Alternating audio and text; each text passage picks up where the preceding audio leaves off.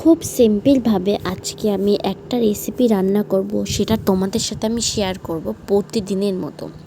তো কচু আলুর আজকে মাছের ঝোল করব, রুই মাছের, খুব সিম্পলভাবে। তো মাছগুলো এখানে ভেজে রেখেছি, আর কচুগুলো ভালো করে সিদ্ধ করে নেবে। তো কচুগুলো সিদ্ধ করে আমি ছাড়িয়েও নিয়েছিলাম। তো প্রথমে কড়াইতে সরষের তেল দিয়ে দেবে পরিমাণ মতো, তারপরে তোমরা দিয়ে দেবে জিরে ফোড়ন। জিরে ফোড়নটা ভালো করে ভেজে নিতে হবে। তারপরে এখানে দিতে হবে কাঁচা লঙ্কা আর তেজপাতা ফোড়ন। তো আমি কাঁচা লঙ্কা আর তেজপাতা ফোড়ন এখানে দিয়ে দিয়েছি পরিমাণ মতো। তোমরা যতটুকুনি ঝাল খেতে পারবে ততটুকুনি তোমরা দিতে পারবে। তো ভালো করে ভেজে নেবে। তো এখানে কচু আলুর সাথে কিছুটা পরিমাণে নুন আর কিছুটা পরিমাণে হলুদ এখানে দিয়ে দেবে। আর বন্ধুরা, এইখানে আমি সিম্পলভাবে দিয়ে দিচ্ছি কাঁচা লঙ্কা আর তেজপাতা। তো কাঁচা লঙ্কা, তেজপাতা আর জিরে ফোড়নটা অবশ্যই তোমরা ভালো করে ভেজে নেবে। তো ভালো করে ভেজে নেবে যাতে লঙ্কাগুলো ফেটে যায়, মানে ঝালটা যাতে তরকারির সাথে মিশে যায় সেভাবে দিয়ে দেবে। আর এখানে আলু, কচু, হলুদ আর লবণ আমি এখানে দিয়ে দিচ্ছি। তো এটাকে ভালো ভেজে ভেজে নিতে হবে। তো কচু আলু সব ভালো করে ভেজে নিতে হবে। তো আমি এখানে ভালো করে কচু আলু সবগুলোকে ভালো করে ভেজে নিয়েছি। তো এবার আমি দিয়ে দেবো পরিমাণ মতো জল।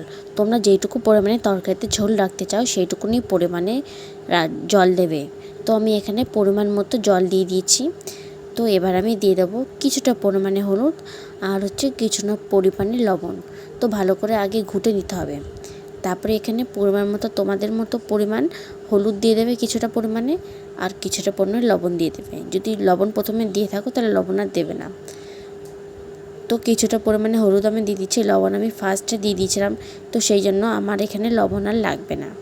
তোমাদের যদি লবণ কম পড়ে বা তরকারিতে লবণ কম হয়, তোমরা তাহলে অবশ্যই এখানে লবণ অ্যাড করতে পারবে। তো আমি এটাকে কিছুক্ষণের জন্য ঢেকে রেখে দেবো, যে আলুগুলো একটু সিদ্ধ হবে। কচু তো সিদ্ধ করে আছে, তো এখানে আলুগুলো সিদ্ধ করা হবে। তো এখানে ভালো করে দেখতেই পাচ্ছ ঝোলগুলো ফুটে গেছে, আর কচু আলু ভালো করে সিদ্ধ হয়ে গেছে।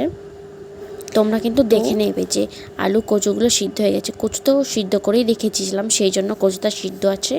আর আলুগুলো ভালো করে সিদ্ধ করে নেবে এখানে।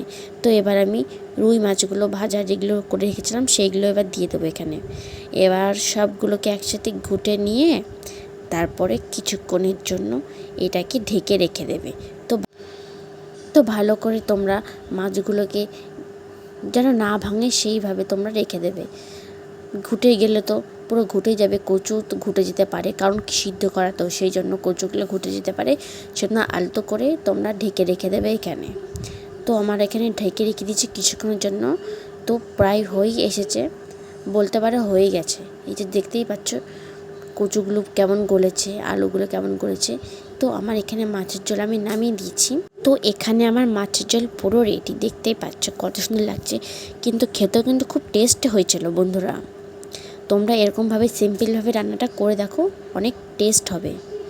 আর এই দেখো মাছটা কত সুন্দর লাগছে, আর কত সুন্দর আলুগুলো গলেছে, কচু তো গলেইছে, দেখতেই পাচ্ছ। এই দেখো, আর কচুটা খুব ভালোভাবে গলেছে জানো বন্ধুরা। আর ভিডিওটি আমি এখানেই এন্ড করছি। রেসিপিটা কেমন লাগলো তোমরা অবশ্যই কমেন্টে জানিও। এরকম ভিডিওর সাথে তোমাদের সাথে আবার দেখা হবে নতুন একটা রেসিপির সঙ্গে। ভিডিওটা এখানেই এন্ড করছি, দেখা হবে পরবর্তী ভিডিওতে এরকম ভিডিওর সাথে।